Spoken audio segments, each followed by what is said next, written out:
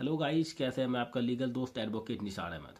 आज का हमारा टॉपिक बहुत ही ज़्यादा इंपॉर्टेंट होने वाला है। बहुत से लोगों का क्वेश्चन होता है कि वकील साहब बताइए, हम झूठे एफआईआर अगर हमारे ऊपर हो जाता है रेप का, तो इसमें किस तरह से हम बेल ले सकते हैं। तो आज का जो हमारा टॉपिक है बेसिकली उन्हीं लोगों के लिए, उन्हीं पर्सन्स के लिए है जो मुकदमे, झूठे मुकदमे में फंसे हुए हैं। तो आप लोग जो भी हमारा इस वीडियो को आप लोग देखते हैं, जो देख रहे हैं, लास्ट तक आप लोग देखिए, तभी आप लोगों को पता चलेगा कि झूठे एफआईआर के रेप में हम किस तरह से हम आप निकल सकते हैं, किस तरह से इसमें हम बेल ले सकते हैं। तो आप लोग बिल्कुल भी वीडियो को मिस नहीं कीजिए, आप लोग लास्ट तक देखिए। आपको एक एक ग्राउंड में बताऊंगा, नए कानून के अकॉर्डिंग बताऊंगा कि आप किस तरह से आप अगर कोर्ट में अप्लाई करते हैं हमारी इस बातों को, तो आपको बेल देखने को 100% आपको मिलेगा।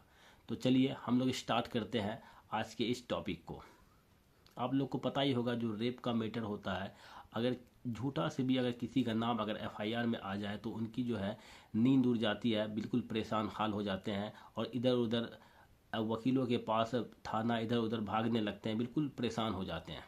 तो आपको मैं बताऊंगा, अगर एफआईआर हो जाता है आपके विरुद्ध झूठे रेप मुकदमे में, झूठे रेप के मामले में, तो आप किस तरह से बच सकते हैं, किस तरह से आप बेल एप्लीकेशन अगर अप्लाई करेंगे कोर्ट के अंदर तो आपको बेल देखने को मिलेगा। सबसे पहले आपको देखिए, होता है आपको एफआईआर में कॉन्ट्राडिक्शन देखने की ज़रूरत होती है। आप देखिए कि एफआईआर के अंदर जो क्या मतलब, कहने का मतलब है एफआईआर में कॉन्ट्राडिक्शन मतलब, अगर हम धारा 64 अगर लागू करेंगे इसके ऊपर, तो आपको देखना होगा जो जो पीड़िता है, जो लड़की है, वो 161 BNSS में क्या बयान दी है और 164 में वो क्या बयान दी है। अगर इन दोनों से में अगर आपको बयान में अगर अंतर होता है, जो भी स्टेटमेंट लड़की का रिकॉर्ड होता है, जो भी पीड़िता का रिकॉर्ड होता है, उनमें अगर आपको अंतर दिखाई देता है, तो ये भी आपके पास बहुत ही बड़ा ग्राउंड होता है और इस ग्राउंड पे आप बिल्कुल बेल के लिए आप क्लेम कर सकते हैं और आपको बेल देखने को, बहुत ऐसे केस में आपको बेल देखने को मिलता है। तो आपको बिल्कुल कॉन्ट्राडिक्शंस देखना पड़ेगा कि एफआईआर में क्या है, एफआईआर में जो बातें लिखी गई है वो क्या है, वो अलग हो रहा है, और जो बयान 161 और 164 में दिया गया है लड़की का, वो बयान दोनों बिल्कुल अलग हो रहा है। तो ऐसे मामले में आपके पास एक बहुत बड़ा ग्राउंड होता है और डेफिनेटली अगर आप कोर्ट में प्रूफ करते हैं तो आपको बेल देखने को मिलता है। दूसरा देखिए, जो सबसे बड़ा ग्राउंड है, मेडिकल रिपोर्ट। मेडिकल रिपोर्ट भी आपको बहुत ही अच्छे से देखने की ज़रूरत होती है, आपको एनालाइज करना पड़ेगा।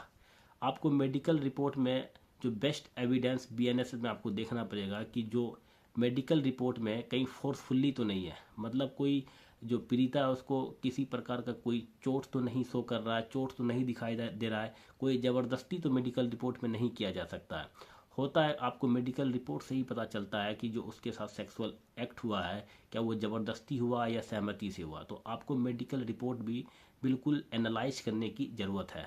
अगर आप इसको प्रूफ कर देंगे कि ये फोर्सफुल्ली नहीं हुआ, सहमति से हुआ, तब आपको भी एक यहाँ पर ग्राउंड मिलता है बेल लेने का और आपको ईजिली बेल मिल सकता है अगर आप कोर्ट में प्रूफ कर सकते हैं। तीसरा देखिए, आपको तीसरा प्रूफ करना पड़ेगा कि जो एफआईआर है वो एफआईआर 173, अगर आप न्यू कानून देखेंगे BNSS 173, तो उसमें एफआईआर के बारे में बिल्कुल डिटेल में बताया गया है। तो आपको ये प्रूफ करना पड़ेगा कि जो एफआईआर है वो देरी से, मतलब लेट से एफआईआर दर्ज हुआ है।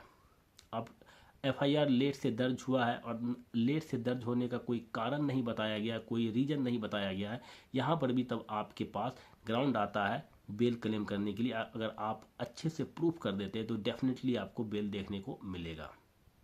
चौथा जो सबसे इम्पोर्टेंट पॉइंट है आपका, वो है क्या कहीं ये जो मैटर है, कहीं सहमति का मैटर तो नहीं है, कोई कंसेंट का मैटर तो नहीं है। अगर 63-65 देखेंगे तो कंसेंट के बारे में बताया गया है।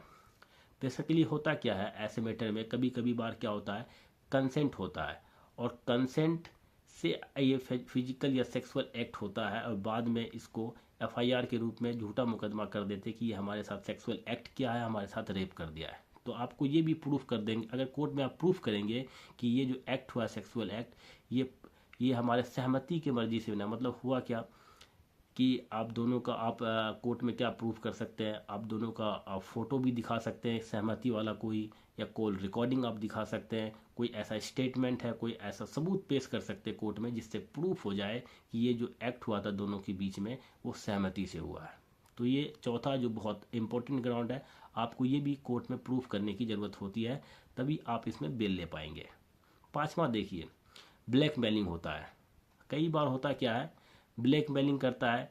अब ब्लैकमेलिंग किस वजह से हो सकता है, तो ये भी आपको समझने की ज़रूरत है। हो सकता है पहले से जो पीड़िता है वो पैसे की डिमांड कर रही होगी, और पैसे जो है जो जो लड़का है वो पैसा नहीं दे पा रहा है, तो ऐसे में भी क्या होता है, कई बार झूठा मुकदमा रेप लिखा दिया जाता है कि जो हमने डिमांड किया वो हमको नहीं मिल रहा, तो चलो इनके ऊपर हम झूठा रेप का केस कर देते हैं।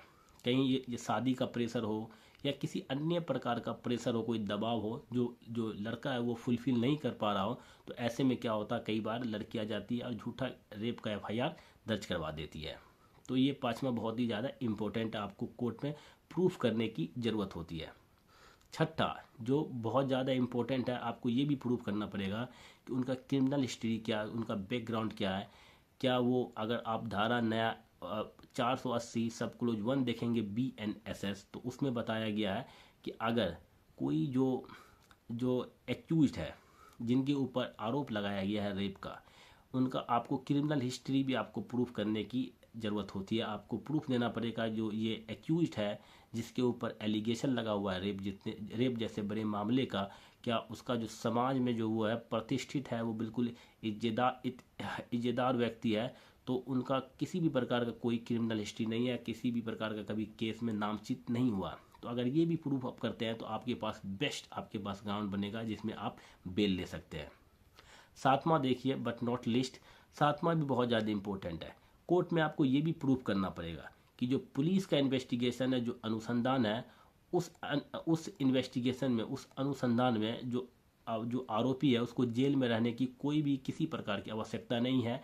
पुलिस को किसी भी प्रकार का कोई डिस्टरबेंस नहीं क्रिएट होगा अगर वो अनुसंधान करेंगे। मतलब आपको ये प्रूफ करना है कि पुलिस का जो इन्वेस्टिगेशन होगा, जो अनुसंधान होगा, उस क्रम में अभियुक्त का जेल में रहना कोई ज़रूरी नहीं है। ये भी अगर आप प्रूफ कर देते हैं कोर्ट के अंदर, तो आपको एक बेल का ग्राउंड मिल जाएगा। आठवां देखिए, ये बहुत ज़्यादा इंपॉर्टेंट, मैं आपको आठवां बता रहा हूँ पॉइंट, बेल लेने का रेप जैसे बड़े मामलों में आपको प्रूफ करना पड़ेगा कि ये जो मैटर है, यहाँ पे अगर हम आरोपी को जो अगर हम बाहर अगर बेल दे दिया जाए कोर्ट के द्वारा, तो वो किसी भी प्रकार का ना तो कोई डॉक्यूमेंट में कोई टेम्पर कर सकता है, ना कोई गवाह को छेड़छाड़ कर सकता है, ना किसी को नुकसान पहुंचा सकता है, ना तो जो पीड़िता है उसको किसी प्रकार का कोई नुकसान कर सकता है, ना तो वो कहीं फरार हो सकता है, नहीं भाग सकता है। अगर ये भी आप प्रूफ कर देखते हैं और कोर्ट को अगर आप सेटिस्फाई कर देते हैं कि जो जो एक्यूज्ड है वो ना तो कहीं भागेगा, ना किसी को चोट पहुंचाएगा, ना तो कोई डॉक्यूमेंट में, ना कोई एविडेंस में टेम्पर करेगा, तब यहाँ पर आपके पास एक बहुत ज़्यादा इंपॉर्टेंट ग्राउंड बनता है। और इस ग्राउंड पे भी आपको बेल कई बार देखने को मिलता है। जो भी मैं बता रहा हूँ आपको, मैं आपको एक्सपीरियंस के अकॉर्डिंग बता रहा हूँ, और इसमें भाई बहुत ही ज़्यादा बेल मिलता है आपको। जो भी मैं आपको पॉइंट बता रहा हूँ, किसी भी मैटर पे आप कोर्ट में प्रूफ करके आप बेल ले सकते हैं।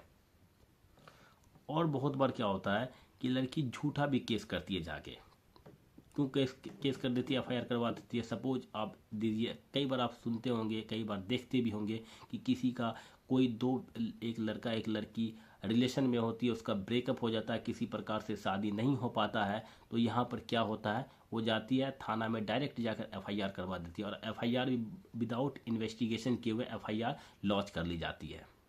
और अब इस तरह का कोई एलिगेशन लगाता है तो यहाँ पर होता क्या है, इंस्टेंट एफआईआर दर्ज कर ली जाती है।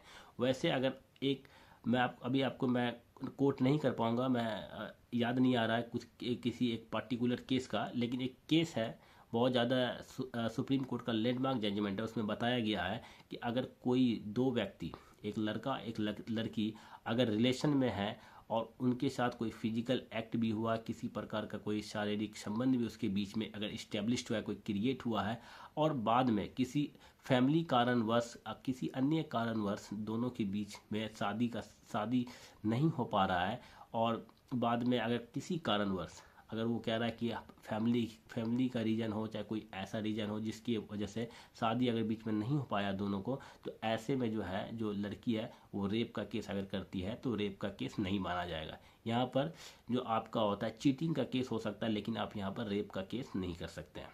तो आपको ये भी प्रूफ कीजिए जाकर कि ये जो केस किया गया हमारे ऊपर, जो एफआईआर हुआ, ये बिल्कुल झूठा है। तो ऐसे में जो एफआईआर है वो भी आपको बिल्कुल, एफआईआर को आप चैलेंज कीजिए, एफआईआर को आप क्वेश्चन करने का कोशिश कीजिए, तब फिर यहाँ पर भी आपका ग्राउंड उत्पन्न होता है, ग्राउंड बनता है और यहाँ पर भी आपको बेल मिल सकता है। और आपको लास्ट में बता रहा हूँ, जो धारा 64 है उनका दुरुपयोग हुआ है। आप ये भी अगर प्रूफ कीजिए कि जो हमारे ऊपर जो एलिगेशन है ये झूठा लगा दिया गया है, तो ऐसे में आपको इजीली बेल मिल जाएगा। अब देखिए, बहुत सारे लोग जो हमारे व्यूवर्स है, ये जो वीडियो देखेंगे, उनको सिचुएशन होगा कि इतना इजी ग्राउंड मैंने बताया आपको, बिल्कुल अगर ये ग्राउंड आप कोर्ट के अंदर प्रूफ करते हैं तो आपको बेल डेफिनेटली मिलेगा। लेकिन आपको याद रहे, रेप का केस और पोक्सो का केस सुनने में एक जैसा लगता है, लेकिन दोनों के बीच में बहुत सारे डिफरेंसेस है, दोनों के बीच में बहुत सारा अंतर है। अगर किसी का नाम अगर पोक्सो वाले केस में अगर हो जाता है, अगर आ जाता है किसी प्रकार, तो कोर्ट मान के चलता है, शुरू से ही कोर्ट एज्यूम कर लेता है कि आप दोषी हैं। लेकिन रेप वाले केस में ऐसा होता नहीं है, प्रूफ होता है, ट्रायल चलता है, लेकिन पॉक्सो में जैसे ही आपका नाम आएगा तो कोर्ट मान के चलता है कि आपने ऐसा कृत्य, आपने ऐसा घिनौना काम किया है, तभी आपका एफआईआर में नाम आया है। तो रेप और जो हमारा पॉक्सो होता है, देखने में दोनों का नेचर सेम है, लेकिन दोनों में बहुत ज़्यादा अंतर है। तो ये रेप से रिलेटेड हुआ कि अगर झूठा रेप केस अगर किसी के ऊपर हो जाए तो आप किस तरह से बेल अप्लाई कर सकते हैं, किस तरह से आप इजीली कोर्ट में बेल ले सकते हैं। तो ये सारे पॉसिबल ग्राउंड मैंने आपको बताए, अगर आप इसको अच्छे से कोर्ट में अप्लाई करेंगे तो आपको बेल डेफिनेटली देखने को मिलेगा।